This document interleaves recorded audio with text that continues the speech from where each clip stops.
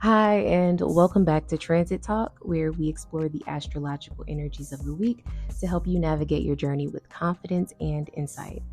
I'm your host, Shanice, and this week we are talking about the astrology for March the 24th through March the 30th, 2025. So, before we get into this week's astrology, let's talk a bit about Pisces season as a whole because honestly, it has been a lot. This season has kind of felt like watching the illusions in real time fade away. Pisces energy is all about dreams, ideals, spiritual lessons and illusions, but when it's activating heavy hitting transits like it has been much of this year, so we have a Pisces stellium in the sky right now, and that's Saturn, Neptune, and the North Node. They're all in Pisces. So this energy can represent or bring some confusion followed by some clarity in waves. On March the 1st, we started the month off with Venus stationing retrograde in Aries. And this was happening right when like the economy really started to hit a breaking point because we had saw some federal employees started to get laid off, and this was right when Mars started to or not started to but stationed direct on February the 23rd. So Mars shifting direct added a bit of impulsivity and urgency, and you probably felt personally like things in your life were stagnant for a while. And then suddenly, when Mars stationed direct, things started to move again, but it was more in a chaotic way. And like you probably felt a bit more emotional because Mars is in Cancer right now, where it's not comfortable. And the Venus retrograde in Aries is in a Mars ruled sign. So this is really amplifying that me first vibe, that selfish vibe, because we have Mars in Cancer, which is an emotional energy. And then we have Venus in Aries, which is a very selfish sign. We have Chiron in Aries, the wounded healer. So we have a lot of like that me first energy or that selfish energy.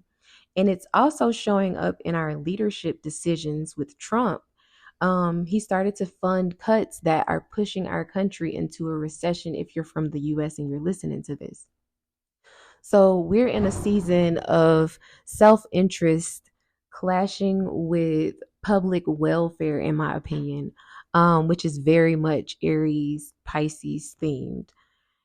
And then we can talk about Elon Musk, who he's been going through a lot. He has a lot of transits that are happening in his birth chart, and he started to really or we started to see him experiencing financial fall under this Venus retrograde.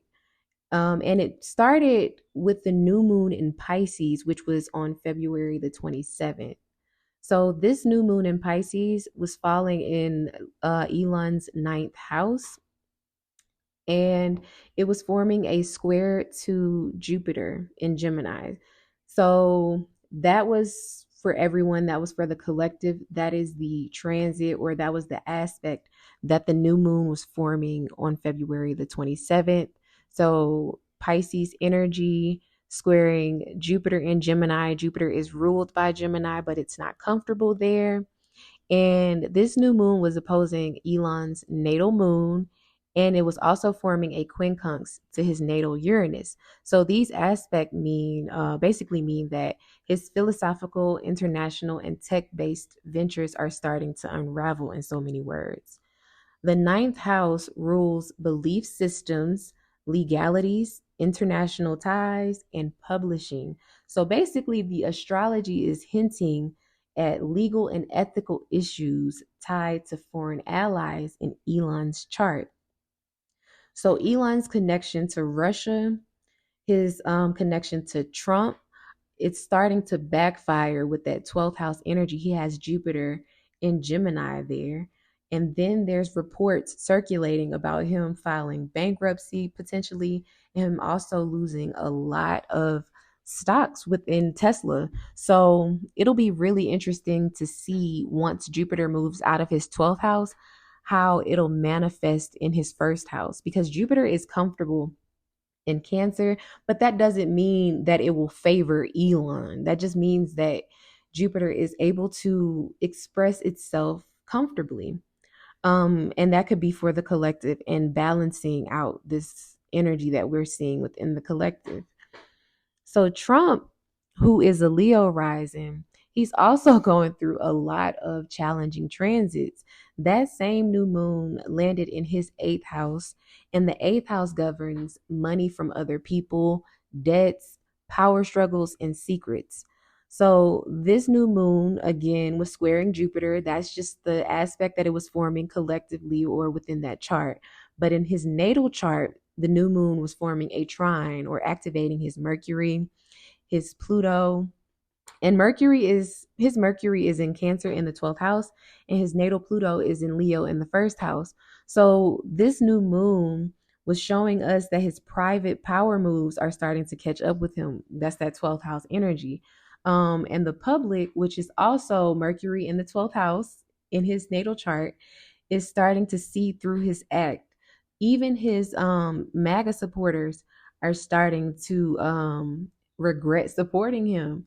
And this is showing us that Neptune is slowly lifting the veil, the fog for the collective. So Neptune right now is at the 29th degree of Pisces, and this is the critical degree, the 29th degree. And it's lifting the veil of secrecy within our reality. So Neptune will enter Aries March the 30th, and that's going to close out Pisces season. But let's talk about Pluto in Aquarius first, because Pluto is not playing like at all. It's activating Elon's chart right now, and it's in his eighth house, forming some tight aspects to his natal Saturn, which is in the 12th house, his natal Uranus, which is in the fourth house, his natal Neptune, which is in the sixth house, and his natal Pluto in the third house. So that's what four planets that it's forming aspects to in his chart. And these transits for him might represent a deep, slow burning transformation that's happening or about to happen. And maybe the universe right now is trying to show him that it's not just about money, and that it's actually about basically demolishing everything you thought you knew, Elon, and rebuilding trust, resources, and changing your public narrative and restructuring your long-term strategies. So that's what Pluto probably doing for you right now, Elon, if you listen to this, which I highly doubt. So now we can talk about Neptune moving into Aries on March the 30th. Like I said, it's closing out Pisces season. And this is, you could think of it as getting rid of some spiritual debris, because Pisces is the last sign of the zodiac. So you can think of it as a collective clearing. And with so many illusions starting to crack in our real life, and people are starting to see that there are consequences to what they do behind closed doors, people are starting to wake up. This might feel really intense, or you might feel burnt out, but try to ground yourself in your spiritual beliefs. That's something that I tell people all the time, my clients all the time, to ground yourself in your spiritual beliefs. So I want to talk about something else before we get into the tarot card of the week and the transits for the week.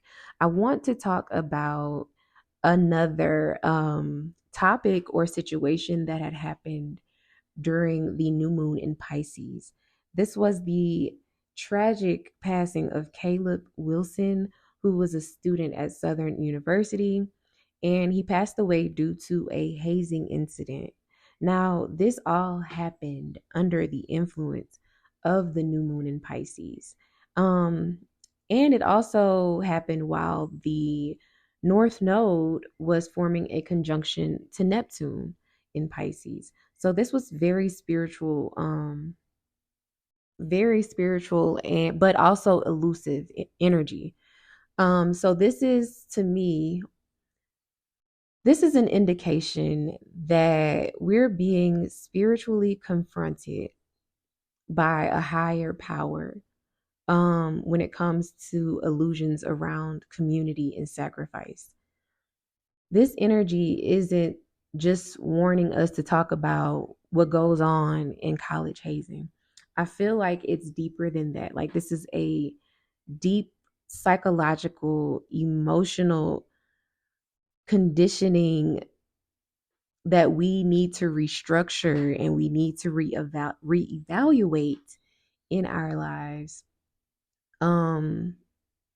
Because for some strange reason, people feel like they have to prove themselves of being a part of something or prove themselves of being worthy of something. And that's not the case, like, at all. But I want to talk about another aspect that happened under the passing of Caleb Wilson. And this was the Mercury in Pisces sextile Uranus in Taurus aspects. So this aspect can manifest as a shocking, disruptive event that shook us out of some sort of mental fog or some sort of illusion. I can't even talk. Illusion. So that's that. The sudden event is that Uranus in Taurus, and the illusion or mental fog is Mercury in Pisces. And this Mercury sextile Uranus transit can reveal the darker side of traditions and hidden rituals, especially the ones that are taking place behind closed doors under the guise of brotherhood, sisterhood, spirituality, or earning your place. The astrology, I feel like, was exposing the danger in blindly following outdated systems just to be a part of something, or just because they're a part of some sort of legacy. So I feel like this is what this Pisces season was showing us. Even it lined up with the spiritual debates that blew up online, specifically on TikTok around the same time. People have been going back and forth on TikTok about initiations and practices within African spirituality. People have been debating whether they're truly necessary or if they are outdated, harmful, or even manipulative to people who want to join them. Um, and there are some people like myself who see some of these traditions as being rooted in some sort of way to maintain control or some ego based um, situation rather than you actually trying to heal yourself or heal the collective. It just reminds me of the church and like pastors being manipulative. We hear stories about that all the time. And I feel like this Pisces season, if you were willing to accept it and realize it, brought a lot of clarity this year. And what I mean by that, it's 2025. Like, this Pisces season to me showed us that we are allowed to honor our ancestors. Like, we can honor the traditions that they've passed on to us, but we can still question if everything that they've done, every practice that they've done, every ritual that they've done truly aligns with our divine intention. Like, I feel like that's what this Pisces energy brought. If you were willing to see that, if you were willing to seek the truth. Um, but I think that you are free to connect with whatever conviction God placed in your heart. And if you believe in one way or the other, whether you believe people need to be initiated or not, I personally believe that time will tell. So you can just do you, and eventually time will tell. But there are some people who are holding firm to their belief that initiations are sacred and that they are a rite of passage that links us to some sort of ancestral power, which is understandable. I get that. Because Pisces energy, it also asks us to connect with the unseen in our spiritual lineage. So I get that. I understand that. But at the same time, look around you. Look what's going on in the world. Also, the transits, if you are tracking the transits. the North Node, the Neptune conjunction, all happening this Pisces season to me was a loud reminder that not all spiritual leaders or gatekeepers are coming from a place of integrity. So be mindful of that. This season was asking us, what are you surrendering to and why? Are you surrendering to love, or are you surrendering to fear of rejection? Are you afraid of not being accepted? So just ask yourself some questions when you are connecting with your beliefs. Do you connect with your beliefs alone, or do you find yourself always connecting in community? That's a problem right there. If you can't connect with your higher self alone, you need to start figuring out how can you do that. Start questioning yourself when you are alone. Start asking for answers when you are connecting with God, the universe, whoever you call your higher power. But overall, to me, this Pisces season was very sobering. um and it was asking us to look at how we are seeking community, whether that's through spiritual circles, like different spiritual groups, institutions, or even your peer groups. And it's asking us to ask whether those systems align with us. Are those systems actually nourishing the collective, or are they cloaked in illusion? I feel like that's what this Pisces season ultimately was asking us to reflect on. So the astrology is saying you can't ignore the truth anymore, especially with Neptune and Saturn all moving into Aries. You can't ignore the truth anymore, even if it hurts or costs you your comfort. It's all a part of clearing out before the collective rebirth. So give yourself time, even if you once believed a lot of the things that you believed in, and you're starting to change your beliefs. Give yourself the grace and the space to do that. It's okay. You're human. Everyone is able, or everyone should be able to change their perspective some point in life when it's necessary. Now let's get into the tarot card of the week. And the main card that came out for this week is the World. And the clarifying card that was grounding this energy is the Five of Wands. So the message or the theme behind these two cards are basically telling us that we are closing out a major chapter in our lives, both spiritually and emotionally this week. The world shows us that we've reached a point of integration where past lessons, struggles, and soul work are coming full circle. But the Five of Wands is reminding us that with every ending that we have, there can be a bit of internal conflict, comparison, or tension as we prepare to step into the next version of ourselves. So, this tarot duo is aligning perfectly this week. We are closing out Pisces season with Neptune moving into Aries for the first time in over a century. So, this is a huge collective and energy shift personally. And then there's a solar eclipse in Aries on March the 29th. So this is a karmic reset of our identity, and it's asking us to surrender to outdated roles or inner narratives that we're still holding on to. And the moon is also touching on some emotional triggers and some energy of liberation all week with its aspects that it's forming with Pluto, Uranus, Jupiter, and Mars.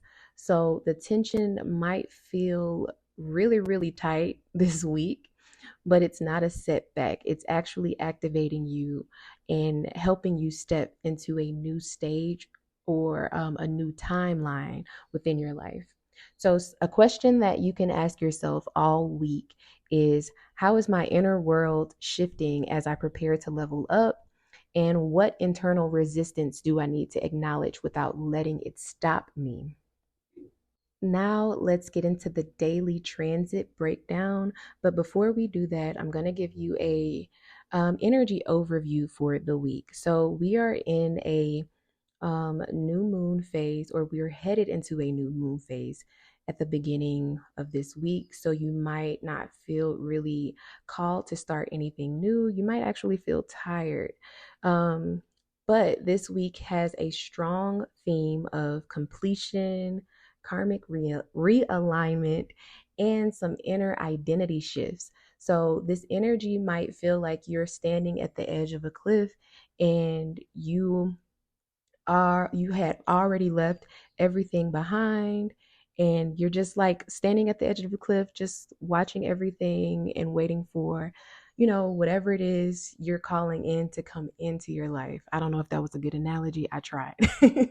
But whether you feel really exhausted from doing a lot of shadow work this week, or you just feel really anxious and you're ready to get started with whatever you are ready to work on, this week is asking you, and it's offering you a chance to pause, reset, and surrender to whatever is coming in before you try and define whatever it is. Even if you don't know, if you feel confused, that's that Pisces energy, that Pisces stellium right now. So this week's astrology is all about honoring endings and letting the next version of you emerge without rushing it. I know you might feel anxious to start something with this Aries season starting off, but try to ground yourself. I say this a lot in your spiritual practices, prayer, meditation, yoga, even working out can help you get rid of that anxious energy that might come up this week for you. So we are moving from foggy, unclear Pisces energy into a fire sign Aries. So like this is that quick, impulsive, you want something to get started, or you want something new to rush in, because Aries is the first sign of the zodiac. So the key themes for this week are endings and spiritual integration. So that's that Pisces closure with Neptune entering into Aries. Then we have tension between stillness and forward movement. So we are in the middle of a new moon cycle. We haven't quite started it yet. So you might feel, stagnant, but ready to start something. So try to ground yourself as much as possible in your spiritual beliefs. This is your energy preparing for something new to rush in, and it's coming in. Don't wait. I mean, don't rush it. Another theme is identity, redefinition, I don't know if I'm saying that word right. And energetic resets, deep emotional shifts and karmic release, and last but not least, emergence of new spiritual path and personal calling. So very much Aries energy. The major transits that we have this week are on March the 25th, we have the moon forming a trine to Jupiter. That's not really a major transit, but Jupiter is overwhelming energy. So it's important to talk about that whenever the moon is forming an aspect to Jupiter, in my opinion, because while Jupiter is in Gemini, where it's not comfortable, we can feel a bit anxious. So I like to talk about that and bring that up whenever the moon is forming an aspect to Jupiter. On March the 27th, we have Venus retrograde re-entering Pisces. And on March the 28th, we have the moon forming a conjunction with Saturn, Venus retrograde, and Neptune all in Pisces. On the 29th, we have the partial solar eclipse. On March the 30th, we have Neptune in Aries, finally entering Aries in over 160 years. That's crazy. That is absolutely crazy to think about, in my opinion. I don't know why. But this week has a soul weight to it, but also a fire slowly building beneath it. So like that stillness, but knowing something is coming. We're not being pushed to act just yet. So we are just being asked to recognize what we've outgrown. So that's all we are being called to do this week. Even if you feel anxious to start something new, just pay attention to what things you've outgrown this week, where things are not feeling aligned to you. This is where you need to let go and start trusting and having that faith, Pisces energy. Now let's get started on the daily transits. We have on Monday, March the 24th. This day is an emotional day for clarity and mental breakthrough. Whatever is being hidden may finally click into place on Monday. We have the moon in Capricorn forming a sextile to Neptune in Pisces. So this is emotional grounding meets spiritual softness. This is a gentle and intuitive morning for a good slow morning. But so making sure you don't get on your phone, checking in with your inner world. Some positive expressions of this energy could be you feeling more compassionate about yourself, having more grace for others and yourself, some inner peace. You might even have some healing conversations or feel creatively inspired. But some negative inspirations or negative expressions, sorry, about this could be, or this aspect is some emotional fog. You might be avoiding some things or clinging to some sort of fantasy. So Monday morning, some good things to do is just to journal, dream journal if you notice any dreams when you're waking up, um, going for a morning walk, checking in, doing a body scan meditation can help you on Monday. So the next aspect, or later on Monday, after that aspect happened with the moon forming a sextile to Neptune and Pisces, the moon will then enter Aquarius. So this brings a shift to our emotions where we might start thinking more logically or start thinking about the future a bit more, and we're craving connections because Aquarius is a social sign, it's an air sign, but we want to have those connections more on our terms because Aquarius can be a bit detached, so it wants to have those connections the way that it sees fit. And so this could be being detached from clarity, having some visionary thinking, being more aware about your community. And this could also show up as aloofness, feeling misunderstood, or isolating yourself in some way. Next up, we have on Monday, we have the moon in Aquarius forming a sextile to Venus retrograde in Aries. So there's a chance to reflect on our relationships, especially where independence and connection kind of meet together, where you're being more passive in your connections. This is a time to have honest conversations. You might feel attracted to someone. You might have some sort of new perspective on yourself because Venus is retrograde in Aries right now, and this is after the Venus Cazimi. So you might have some sort of realization, but this could also show up as impatience, um, wanting to have romance right now, and really being emotionally insensitive. So if you notice anything about this energy on Monday, just reflect again.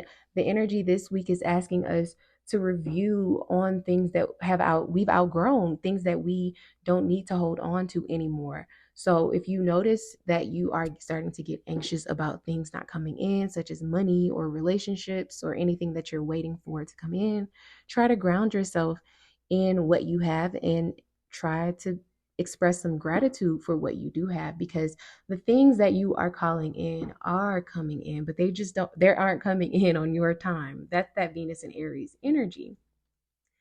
And Monday we have a lot of aspects, so it's going to be quite a bit. But right after that, we have Mercury retrograde forming a conjunction with the Sun in Aries. So this is a Cazimi, and this is getting some sort of clarity or flash of insight. Whatever you've been confused about might suddenly click. This is a breakthrough in the way that you might think. You might form some more ideas that you've probably haven't really thought of yet because you felt stagnant. This could be some sort of truth coming out, But this retrograde could also show up as like harsh words, being overly confident, or acting ungrounded. So just reflect on Monday. Monday, we have the moon also forming a conjunction. This is um, a conjunction with Pluto. So this is intense emotional clarity, deep self awareness. This is also allowing us to let go of emotional baggage and confront truths. This is showing us where we are participating in power struggles, or we have some sort of irrational or compulsive thoughts happening. So, what old patterns are trying to die off so that something new can, emerge, in so many words?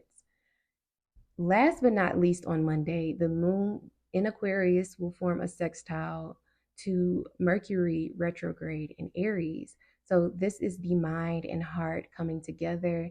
And this is almost like a sweet spot in the cosmos where you can express how you feel without getting swept away in your emotions. So, your emotions and your mind are both in sync. And this is actually really beneficial right now while Mercury is retrograde. So any planning that you have to do this week, or anything you need to organize this week, Monday is a good time to do so. If you feel yourself burnt out on Monday and you are trying to push yourself, well, lean into the opposite of that and rest. I know that, sometimes we get caught up in the things that we have to do, but resting might help you. And later in the week, you might find out why resting would help. So let's get to Tuesday, March the 25th. And Tuesday is a day for emotional expansion because the moon will be forming a trine to Jupiter. So this is us getting curious, and also us collecting some sort of wisdom, or sharing some sort of wisdom with someone else, having open-hearted conversations, expressing emotional intelligence. But this could also be scattered emotions, too much information coming in. This could also be false hope. So try to ground yourself on Tuesday. Monday, you might have had, a breakthrough moment, and on Tuesday, you are trying to ground yourself. But that is pretty much the only aspect that is happening on Tuesday, the moon forming a trine to Jupiter. And that's a pretty good aspect to have. So that might show up as you also feeling anxious. If you do feel anxious, taking a walk, going, running or working out might help you burn that energy off. Now let's get to Wednesday, March the 26th. And Wednesday, you can expect some friction. You might be emotionally triggered. This could also be a very emotionally sensitive day. The moon will form a square to Uranus in Taurus. So this could feel like you wanting some sort of freedom to do something, like potentially wanting to buy a dress that's really expensive but not being able to because of this economy. Like, that's that energy on Wednesday. So give yourself some space to reflect. And if it is a conversation or something happening unexpectedly, you don't have to respond immediately on Wednesday. Give yourself some time to respond before you react. Wednesday, you might still feel a bit overstimulated coming off of uh, Tuesday's energy. So just try to ground yourself.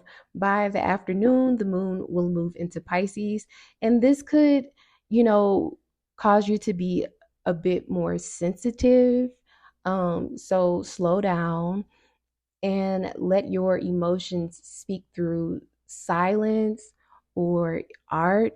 Try to, sit still on Wednesday because it does look a bit emotionally triggering. Now let's get to Thursday, March the 27th.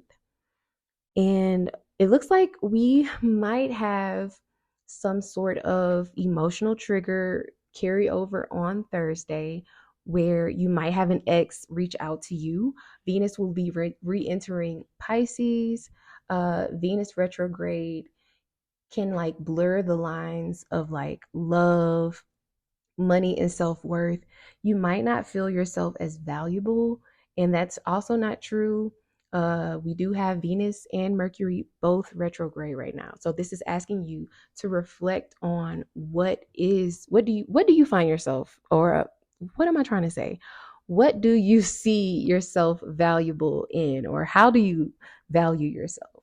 How can you talk more kinder or kindly to yourself?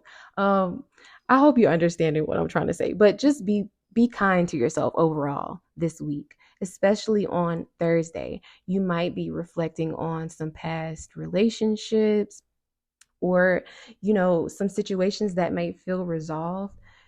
Try and listen to some music or tap into some art, some creativity. With Venus being in Pisces, she loves to be creative. The moon in Pisces will form a square to Jupiter in Gemini. This is also emotionally triggering, but this could also be emotionally overwhelming in a good way. Either way, ask yourself some questions. Am I speaking from a place of clarity when I am overwhelmed, or am I speaking from a place of fear?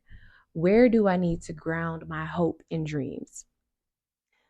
So on Friday, March the 28th, we have some very tense energies with the moon forming a conjunction with Saturn in Pisces. So this could be a sobering feeling, where you have a reality check, where you need to check your emotional intelligence. Are you emotionally mature? Are you are you mature within your spiritual practices, or are you structured? That's the word I'm looking for. Are you structured within your spiritual practices? Do you have boundaries? Are you upholding those boundaries? These are some questions that you might, or thoughts that you might have on Friday when the moon meets up with Saturn in Pisces. So spend some time, some quiet time, sorting through what you're feeling. um Reflect on emotional patterns tied to authority, commitment, or guilt, and offer yourself some grace without bypassing responsibility. So holding yourself accountable. When you know better, you do better. That's that, Saturn in Pisces, or the moon in conjunct Saturn in Pisces energy. So the moon will then form a trine to Mars and Saturn. So not Mars and Saturn, Mars in Cancer. So the moon forming a conjunction with Saturn in Pisces before forming a trine to Mars in Cancer could have you ready to start something, giving you the courage to stand up within your emotions, and not be passive aggressive. This energy can also show up as being passive aggressive, but being more mindful of where you are emotionally and how you can express that will help you on Friday. So we have the moon in Pisces forming a sextile to Uranus and Taurus as well on Friday. So this is emotional insight and also some clarity, but probably in an unusual way. And this is also a healing energy because Uranus wants to liberate us. So try a new grounding practice with this energy, such as like sound bowls, like some sort of sensory grounding practice, like candle making or sound bowls. And also processing your dreams through music or art can help you on Friday as well. Then the moon will form a conjunction with Venus in Pisces. So this is also adding themes to art and expressing yourself, your emotions through art and creativity when the moon forms a conjunction to Venus on Pisces, Venus in Pisces. Sorry, you guys, if I'm talking crazy. Mercury is retrograde right now. It is in my first house. This is so challenging for me. um, and then we have three actually four more aspects with the moon. So I'm going to try to summarize this energy. I'm going to give you the aspects and summarize everything on Friday. It does look like a good time in so many words. This week looks emotionally triggering, but on Friday we have the potential, or we have the support to be creative, to do something fun. I wouldn't say to go out and socialize with different people. I would say to be with people that you love, people that you feel safe with. Um, the moon will move into Aries on Friday. So you might, this energy of, wanting to start something, getting started. This is that new moon energy creeping up. And so by Saturday, there's the solar eclipse happening. And this is bold energy that is asking us to reset something in our lives. So, whatever downloads or realizations that you get about yourself and how you used to do things and how you want to do things going forward, you're going to be ready to start that by the weekend when the solar eclipse happens on Saturday. So, the aspects that the ruler of the solar eclipse, which is Mars in Cancer, is forming during the new moon, is a sextile to Uranus and Taurus, trine to Venus retrograde, the North Node, and Saturn in Pisces. It is squared Chiron in Cancer. So it's forming those three aspects. So this is some sort of unexpected liberation through emotional actions, destiny aligned within our relationships. So karmic realignments, and emotional maturity, and also bringing up wounds around our identity, survival, and sense of worthiness. So, what you can do with this new moon is reflect. I don't like to work with eclipse energy. I only like to ask the universe for clarity and that I'm, operating in my higher good. So that's something that you could also do if you are into lighting candles or working with candles, lighting a white candle, but cleaning your space first and speaking intentions in what you want to release. I also advise that too. And also avoid any major decisions or declarations unless you feel convicted in your intuition to say or declare that. So, some questions that you can ask yourself is, what identity am I still performing out of survival? What part of me is being reborn, and what do I need to grieve to welcome it? And where have I grown the need to prove myself? So, these are some questions you can ask yourself for the solar eclipse that's happening on the 29th in Aries. And I will provide rising sign horoscopes at the end of this episode. So if you want to fast forward to that, you can. But let's move over to Sunday, when we actually have like one of the biggest transits of the year, in my opinion, Neptune moving into Aries. And this is a really, really big transit for all of us because like I said, Neptune has not been in Aries since the 1800s. So this is huge. And in my opinion, this is asking us to get serious about our dreams, get selfish about our dreams. What do you want to do? Go after it. Spiritualizing, the theme to me is spiritualizing the self, dissolving ego-based identity, and inspired action. So those are the things, in my opinion, with this Neptune and Aries energy. And some keywords to think about are mystical independence, divine rage, sacred rebellion, illusion of control, spiritual warrior.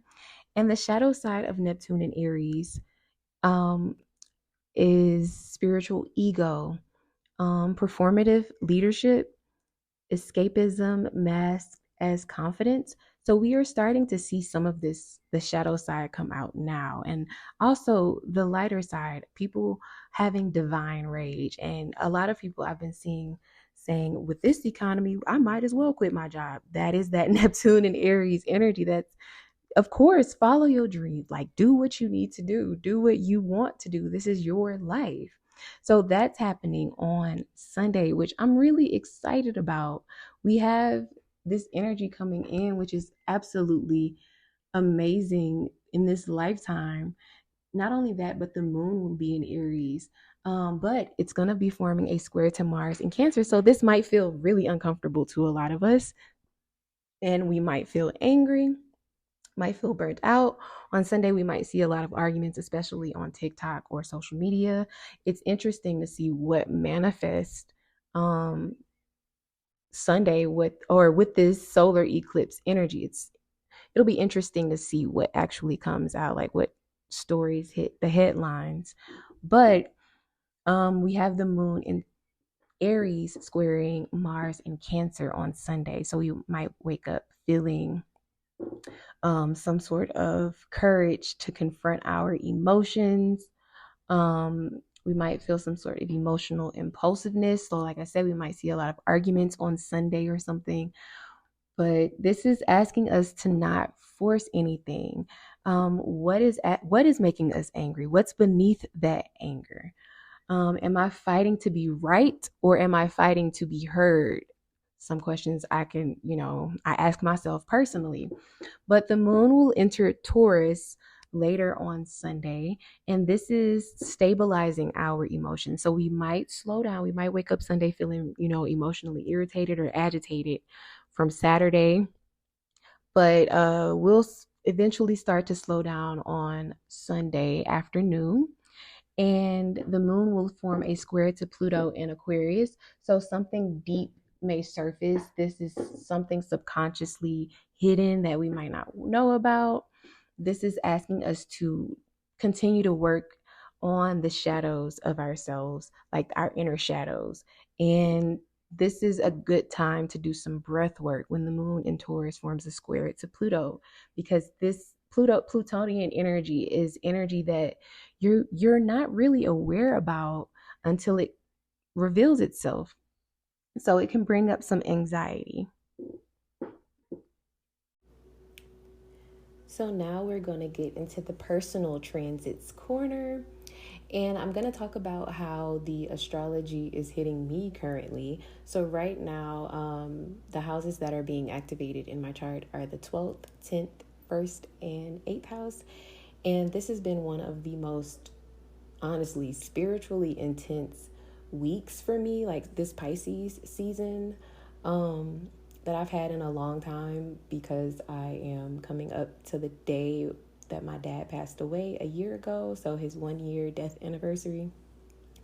And the Sun Neptune conjunction kind of like stirred up a wave of emotional and like ancestral energy and in me. And I've been trying to like get clarity about like my family and things that I've experienced growing up.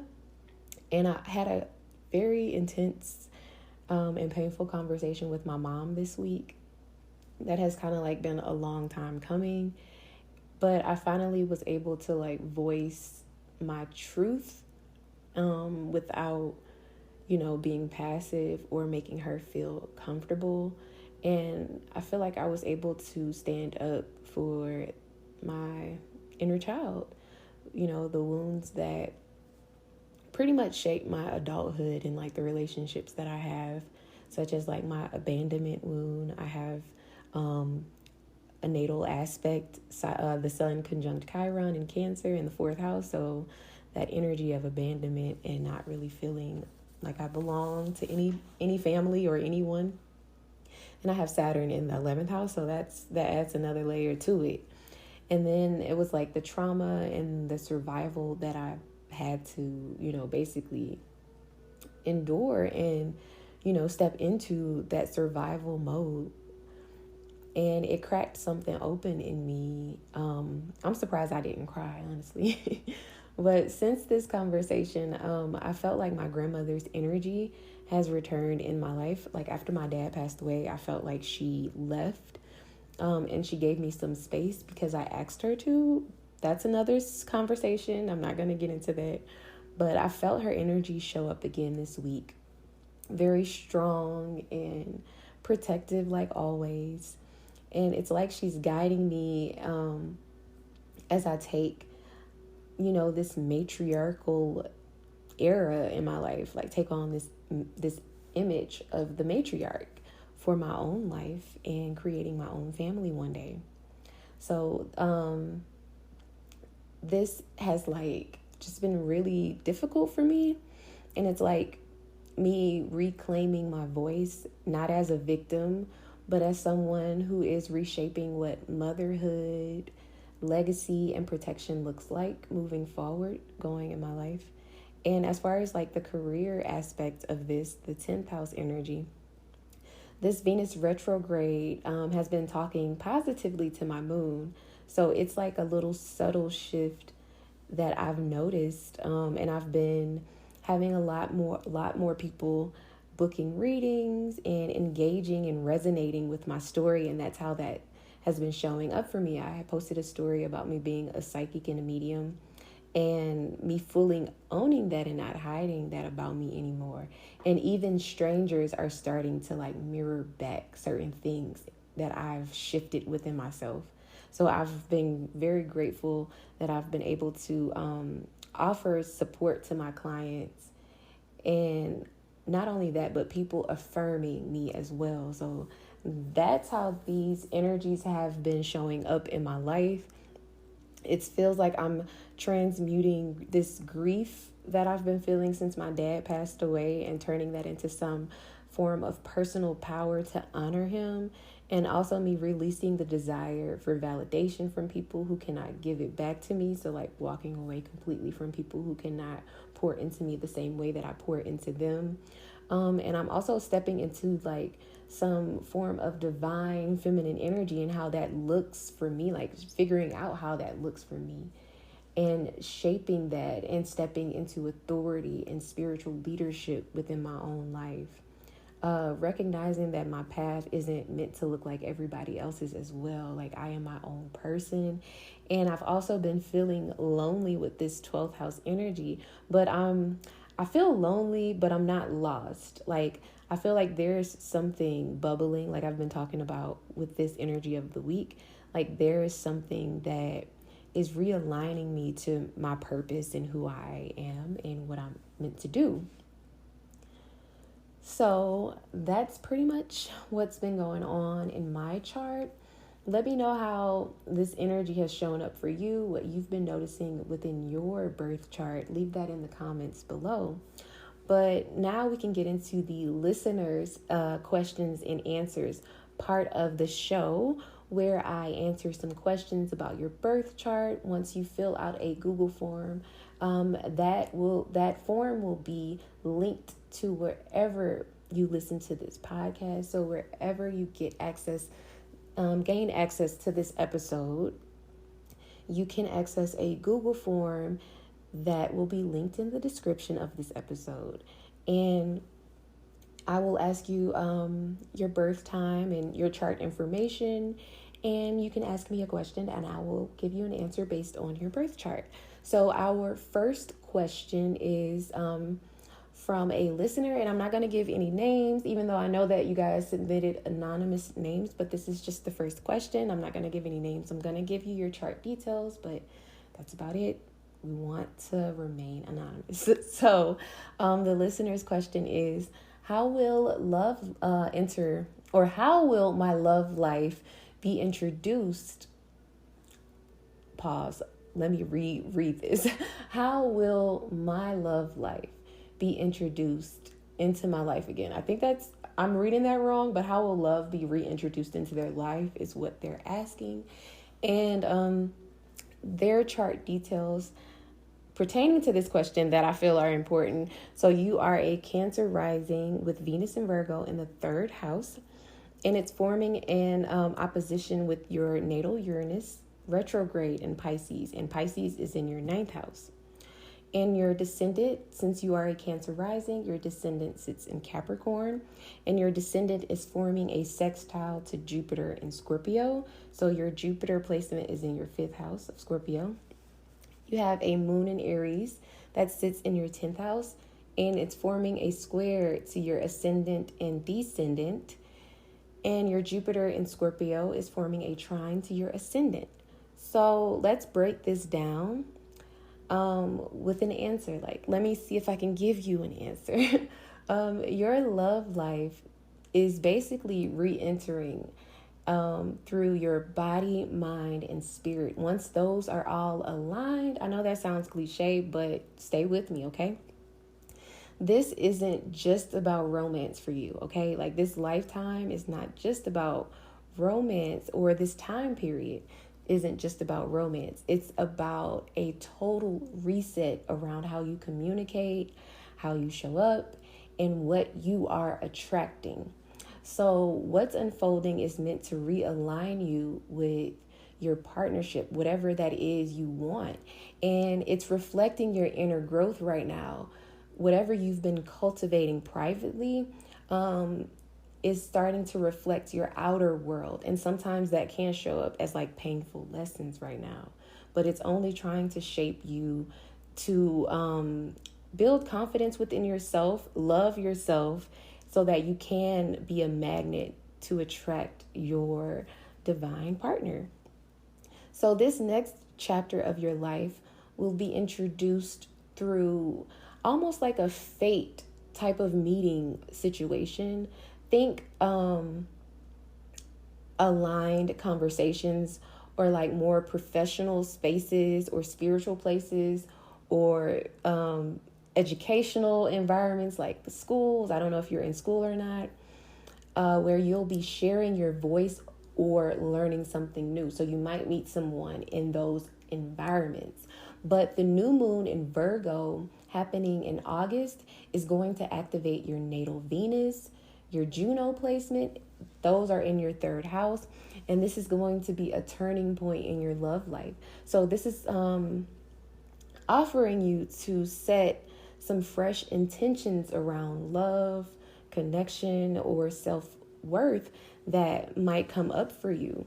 So if you notice around that time, like small conversations, like text messages, or like just casual introductions start to get deeper, you start to like want to talk to people more, that's why this is asking you to open yourself up. So you might not feel like it up until August, when this new moon activates that Venus, that love planet in your chart. Now, Venus is in her fall in your birth chart. I also have this placement. And I think our placements form a conjunction. So this is, you probably are very selfless in love.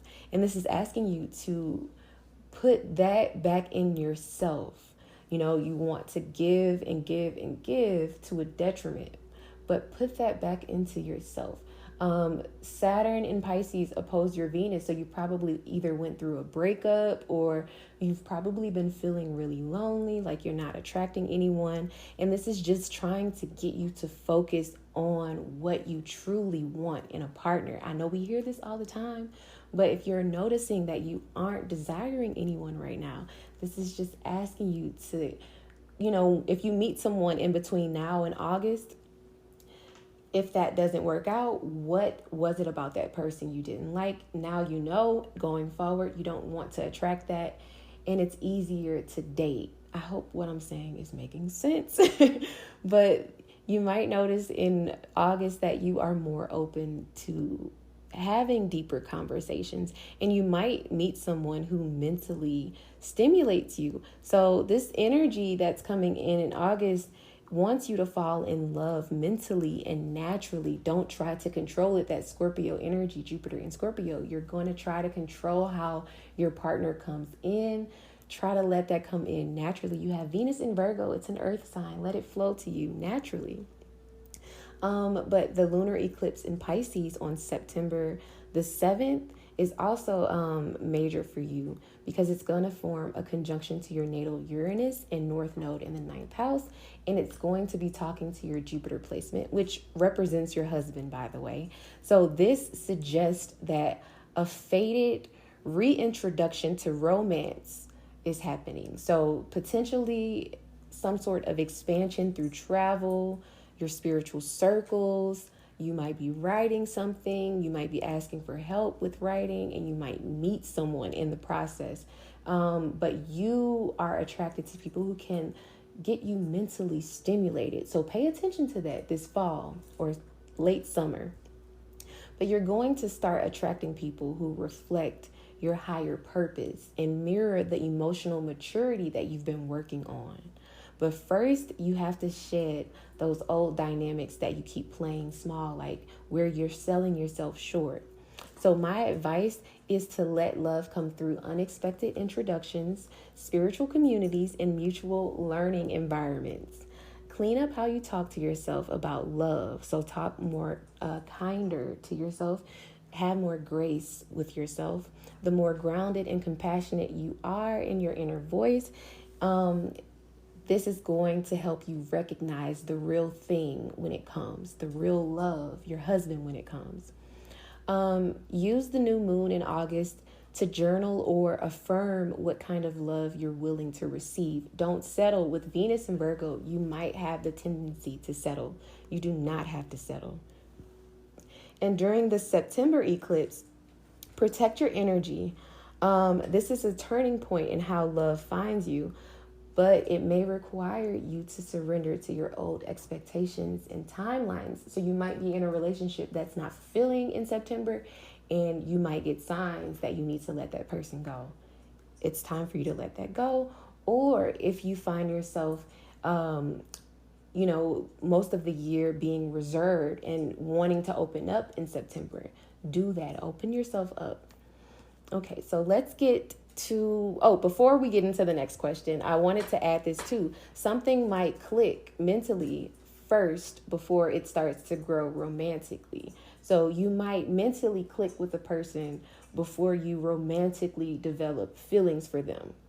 So pay attention to who you connect with through conversations, in learning environments, or during your short commutes. That connection might build through small, consistent interactions rather than some sort of like serendipitous, romantic, dramatic spark. Okay, so now let's get to the next question. And it's, I've been having a hard time understanding what my passion or purpose is. I'm great and can be great at literally anything I choose to do, but nothing excites me long enough to keep going. I like money, but I also want to feel like I enjoy what I do while making money. Are there any blockages or blind spots I might be missing to get to know my passion or dream career? So some chart details. You're a Scorpio rising. Pluto is in your first house. Mars is in your third house. Both of them are the rulers of Scorpio energy. Your midheaven is in Leo in the 10th house, and it's forming a conjunction with Chiron in Leo. It's also opposite Saturn in Aquarius, which is in your 4th house. And your sun is in your 4th house, squaring Pluto in Scorpio, and it's conjunct your Mercury. Mars and Venus in Capricorn in your 3rd house, opposite Moon in Cancer in your 9th house. And your 2nd house is ruled by your Jupiter in Virgo, which is retrograde in your 11th house. And you have your 6th house ruled by Mars in Capricorn, which I love. That's in your 3rd house, your Capricorn energy. And your North Node Uranus conjunction is in your 3rd house as well. So this is all indicating to me that you do not have a conventional path for your career. And the transits from now until 2028 are going to help you shape what that looks like for you. So your chart reflects someone with an immense drive, discipline, and versatility. You truly can do anything, and that's part of the problem. You're wired for mastery, but not in a straight line, if that makes sense. So the frustration you're probably feeling isn't because you're lost.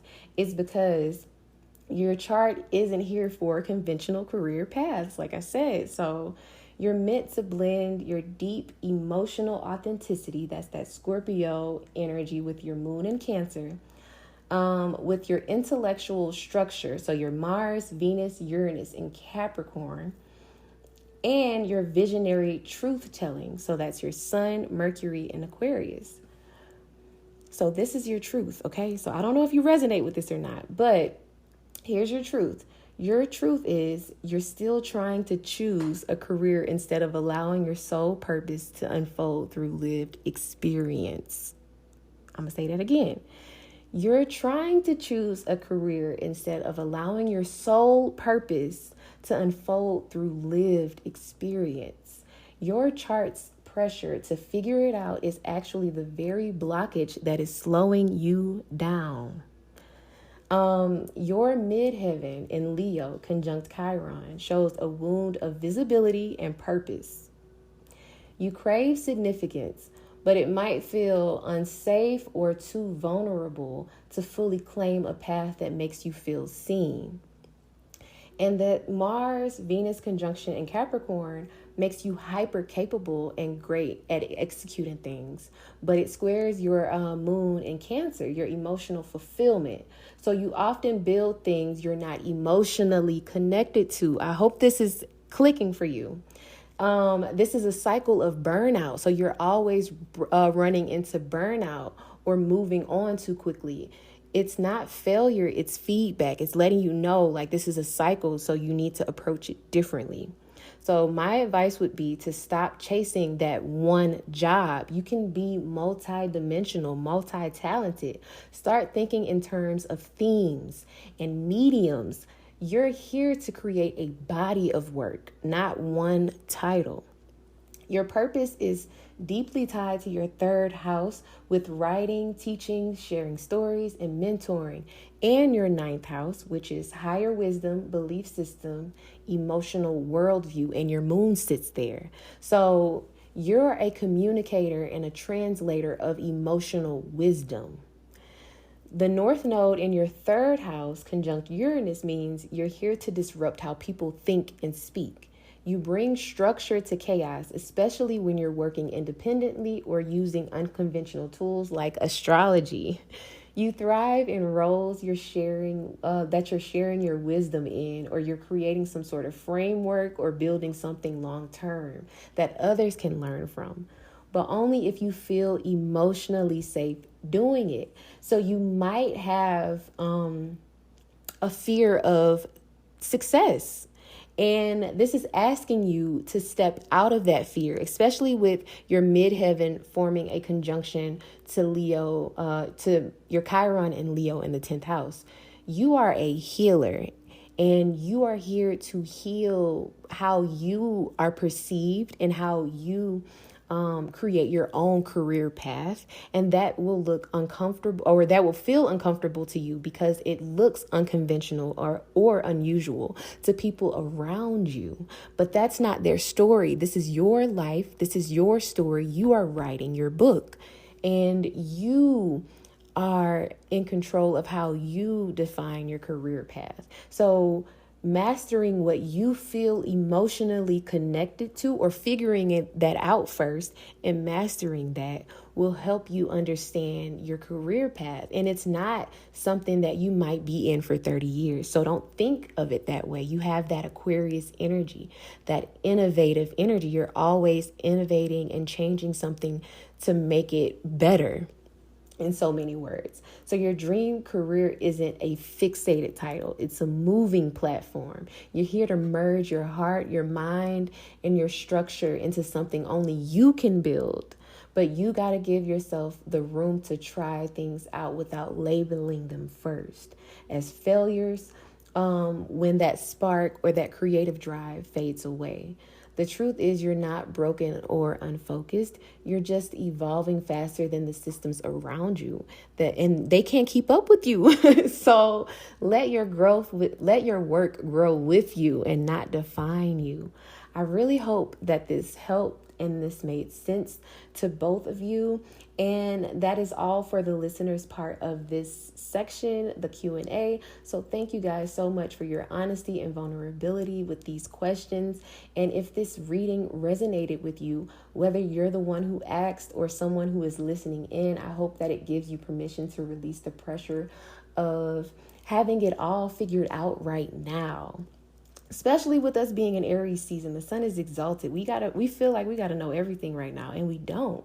The clarity comes through living, not planning. So if you want to submit your own question for this podcast and you want me to answer it next week, check out the Google form in the episode description. I would love to feature your chart in the future episode and help you understand it better. And don't worry, I will not share your name or chart information specifically to you. So don't worry about that. So that wraps up this week's energy. And again, this week is all about karmic closure, soul realignment, and preparing for a bold new chapter with the solar eclipse in Aries and Neptune entering Aries. So we are entering a whole new energetic landscape, one that is asking us to step into being more brave and courageous, but also patience. Asking us to be patient, y'all, as we get clear on who we are becoming. The World card reminds us that we are wrapping up more than just a season. We are graduating from an old version of ourselves. And that Five of Wands energy that's grounding the world, that's just the static noise of growth. It's not a sign to stop, it's a sign to stay centered while the energy reshuffles itself. So use this week's astrology to observe, reflect, and release. Let your emotional truth be your compass, especially with the moon lighting up so many key aspects this week. And remember, you're not at the mercy of the planets, you're in relationship with them. So use this as a guide to move you intentionally through your life. If you enjoyed this week's episode, make sure you subscribe, leave a comment, share with a friend, or submit your questions. And if you're interested in booking a reading, I would love to talk with you. You can click the link to the description of wherever you are listening to this on. And until next time, you guys, take care of your energy and be gentle with yourself.